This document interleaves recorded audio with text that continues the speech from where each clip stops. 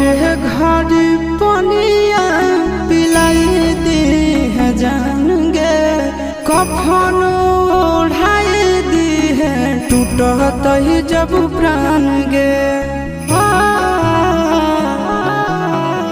मोरे घर पनिया पिलाई दी है जान गे, कफन ओढ़ाई दी है टूटत ही जब प्राण गे। हगे हमारा से तोरा जाती प्यार होता भेंट साक्षात कर लगे।